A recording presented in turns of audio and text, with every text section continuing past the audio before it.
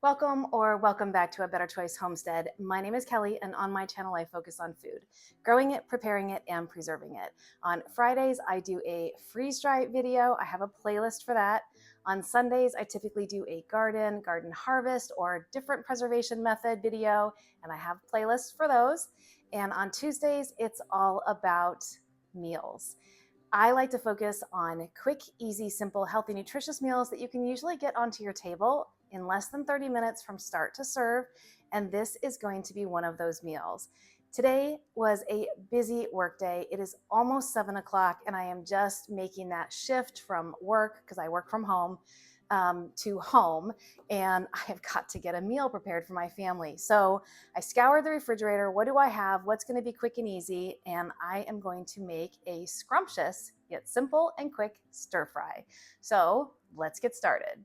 Now, I do have a recipe written out for this, and I will put that in the description, but I'm just gonna kind of wing it here as far as how much of each ingredient I'm gonna be using. It's gonna be based on what I have and how much time I wanna spend prepping. I am gonna start with 2 cloves of garlic.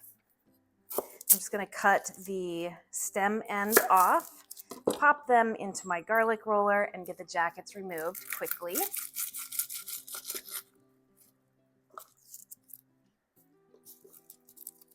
These are rather large cloves of garlic, but we like garlic. So you can always adjust any ingredient, any seasoning to your taste when you are cooking. That is the fun of doing your own meals in your own kitchen. You get to personalize them. And then I am just going to make some straight cuts to make some really thin slices. I'm going to go down the slices a couple of times. And then I'm just going to go crosswise to get these diced up.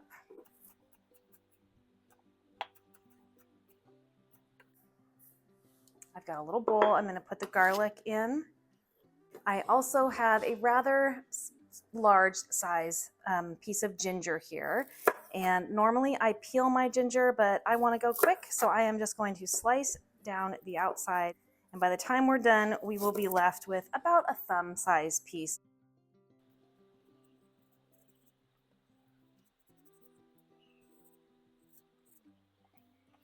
Still a little bit bigger than a thumb-sized piece, but again, that's okay because we like ginger. So once again, I'm just gonna make my planks, which are thin, wide pieces of ginger. And once you have your planks cut, then you can make your sticks. So keeping the planks together, just go down into thin strips, and then you can do your cross cut so that you have nice small dices of ginger. This is a lot of ginger. It's okay by us. All right, ginger's done and set aside. Next, let's work on some peppers. So I've got a couple peppers from my garden. These are kind of late bloomers here. They are the black Hungarian, so they have a little bit of heat. I'm just gonna cut the stem ends off. Cut them in half. These ones I will dice. So I'm gonna do just the long strips here and then dice them down. I'm dicing these ones up because they do have heat, and somebody may not want to bite into a wide piece of heat. These aren't super hot, but they do carry some heat. All right, and then this is another same one. It's just, you know, a different maturity level. And I'm gonna leave the ribs and the seeds in here because I like the heat. I've got some bowls here, and I'm going to put all of my peppers together in one bowl. So those were the ones that have a little heat. And then I have some of those mini bell peppers. I had family who had been staying with me, and they just left a week ago. And they had purchased one of those big bags of these peppers, and they didn't open them or get them eaten. I didn't make anything with them, so I've got to get them used up. So rather than use a whole bell pepper, I'm just going to use a few different one of these minis, which is going to add some nice color to the dish. So I'm going to cut these once down to cut them in half the long way. And then each of these, I'm just going to cut into thirds or fourths, depending on the size of the half.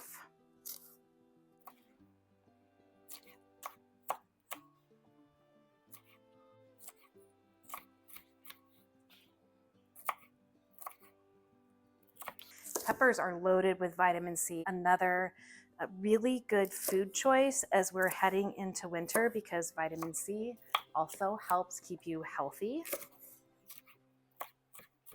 And you can see that this has yielded quite a bit of peppers for only being a couple small of those mini bells. So all the peppers are going to go into one dish, and that is now prepped and ready to go. I've also got here some beam mushrooms. These are the tiny, really thin little, cute little mushrooms. And all I'm going to do to prep these is cut the ends off of them so that they are individual. Those look good. Just going to kind of tear these apart into individual pieces now and get them back into the bowl. You can use any kind of mushrooms that you want, slice them however you want, or you can leave mushrooms out. Again, this is a dish that you can just throw together based on whatever you have available in your refrigerator and or that you are specifically seeking out from the grocery store or from your garden or the farmer's market. Next, I have a little eggplant here that I pulled out of the garden yesterday. I'm going to go ahead and add him in because this is not something I can do much else with because he's pretty small. He's palm size. So I am going to cut this one down into probably 1/4-inch slices. And so again, these are my planks. And then I'm going to cut strips from the planks and I'm going to dice those down. I love eggplant. Roasted eggplant, fried eggplant. I love eggplant that is turned into dips. It's so good for you and it's so tasty. All right, so we've got plenty of eggplant here, just diced down, skin and all. I did, of course, pre-wash all of these vegetables. So that was one step I did off camera. Next, I have 2 kind of medium-sized carrots, and I am actually going to shred these ones down. So let me get my shredder. Out of all the vegetables that we've chosen here today, carrots would take the longest to cook. That's not necessarily why I'm shredding them down. I'm shredding them down because I like very thinly shredded carrot versus a big piece of carrot that's cooked. I could put this into my food processor. Yes, I could. I've gotten comments on videos where I've shredded carrots before. It just seems like a whole lot to do to bring out a huge food processor when I'm just shredding down a couple of carrots. And that yielded plenty of carrot. I am going to put those into a bowl. And last but not least, I have some organic broccoli. I did not grow this. I picked this up at the store this week. I'm going to go ahead and just use the smaller head, but since it's already been washed and I'm chopping anyway, I am going to go ahead and do the whole thing. That's just going to save me another step for later in the week. And I also want to get those stems shredded down. I won't do that on camera though, but I do want to get them shredded down because I will save the stems for use this winter in something like a broccoli cheese soup. So I'm going to get my broccoli florets in here and just go ahead and cut this one down. And these florets I'm just going to put in the fridge, and that is going to make for a super simple saute or steam vegetable within the next day or two. So just cutting these down. And I don't know about you, but I like my florets to be bite size.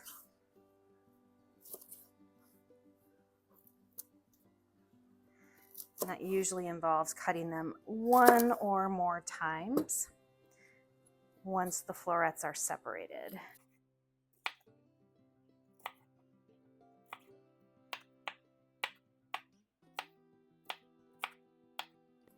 And these stems I'm actually going to peel, and then I'm going to grate them down, and I'm going to either freeze and or freeze dry them because these are wonderful in a broccoli type soup, especially broccoli cheese soup.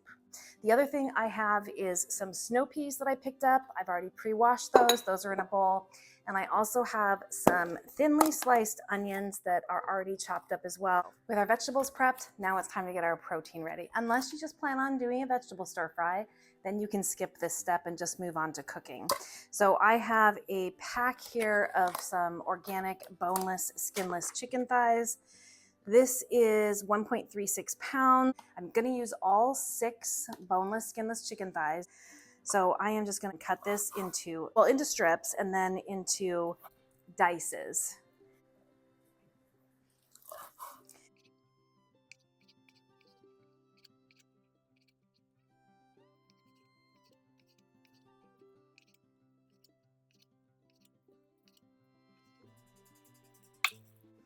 All right, with our chicken prepped, I'm gonna go ahead and wash up. We're gonna throw the sauce together and then we're gonna get cooking. For the sauce, I'm gonna put everything into a measuring cup because that'll be easy to pour into my wok when we're ready. So this recipe calls for some chicken broth. I have some home canned chicken broth. It does have the ring on here. I know that everyone's gonna be like, you can't do that. It's just sitting on here. It is not holding this lid down at all. We are still perfectly sealed. I'm gonna do 1/3 of a cup of chicken broth.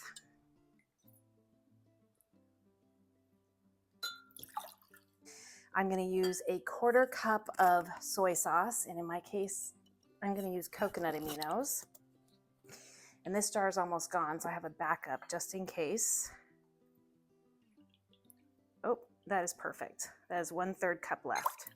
I am going to add about 2 tablespoons of honey, just for a little sweetness, and I'm just gonna eyeball this.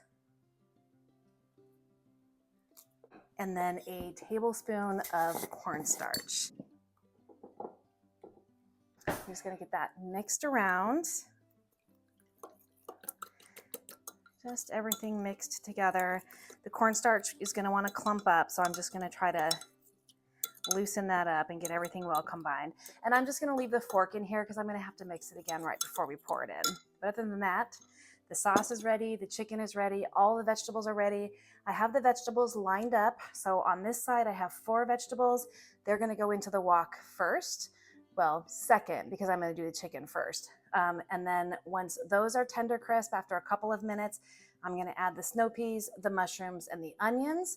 And after those cook for 1 minute, I'm gonna add the ginger and the garlic. So everything is in the order that I need it to be in order to quickly get it into the pan without having to think about it. I've got the wok heating up on high right now. And I am just gonna add some oil to the pan. I'm gonna use some avocado oil. I'm gonna add about a tablespoon, but I am gonna eyeball that. I usually typically just do a turn around the pan with maybe a half a turn more. That's what I typically start with. And then I just kind of roll it around to make sure everything's covered.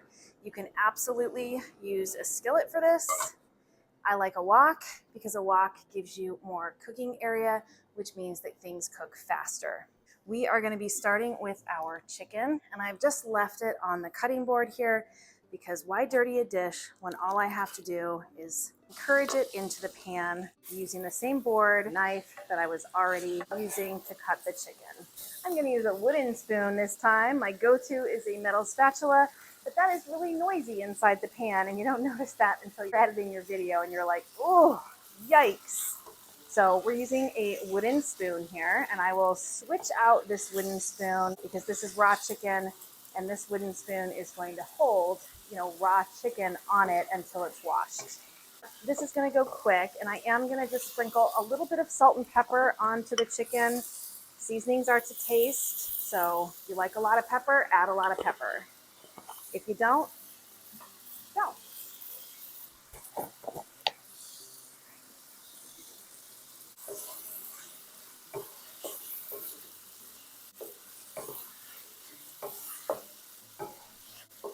Chicken takes 3 to 4 minutes in all. And then we are going to take the chicken out, and I've already got a plate here to put the cooked chicken on.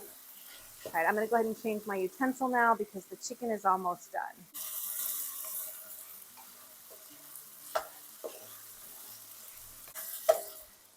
I'm going to go ahead and get the chicken out so we can cook the vegetables. We're just going to set that aside.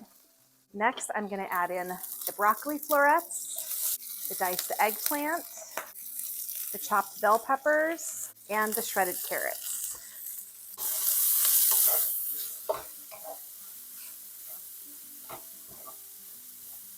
And I am going to add a little bit more oil because that just sucked that right up. I think it was the broccoli.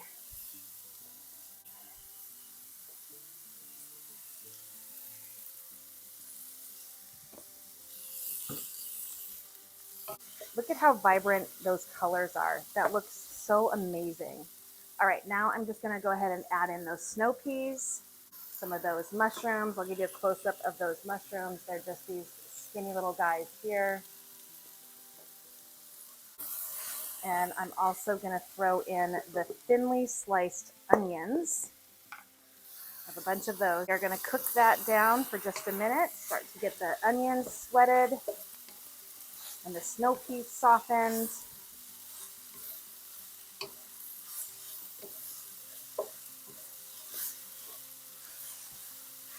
I really love the stir fry meals where you can literally clean out your refrigerator and make sure nothing is going to waste. Add a whole bunch of flavor and a whole bunch of nutrition, and it looks as though you had something phenomenal planned and well executed. It's going to be delicious.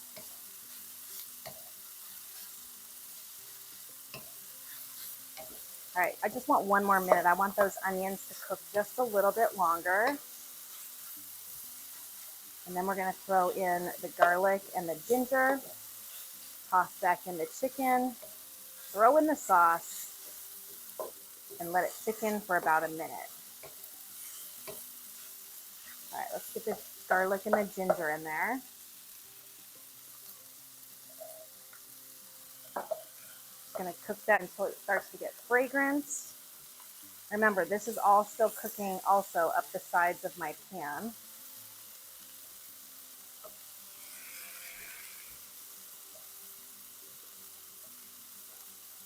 Okay, that smells good. I think we're ready for the chicken.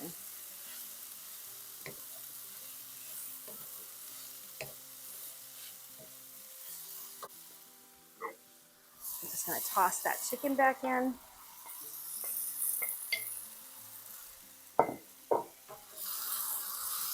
Mix it through. Oh, the smells amazing. I'm getting really good whiffs of ginger and garlic now. It smells so good. All right, now I'm going to stir up that sauce again. We're going to get that poured in.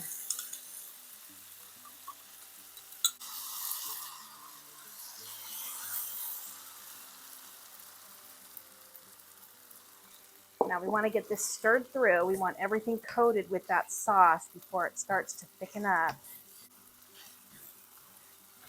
We've got that little bit of honey in here, that garlic and that ginger and those hot peppers. This looks delicious. Dinner is done. Let's get this plated up and do a taste test. The sauce is well coated across all of the vegetables and the chicken. There's not a lot of sauce on the bottom of the pan. It is literally running through the food. It looks phenomenal. I want some broccoli and I want some snow peas. Now you can certainly serve this over rice if you'd like to, or just eat it like this to keep it a more carb-friendly meal. All right, let's see. Let's get some chicken and vegetables. And let's do a taste. Still hot. Still blowing off steam here.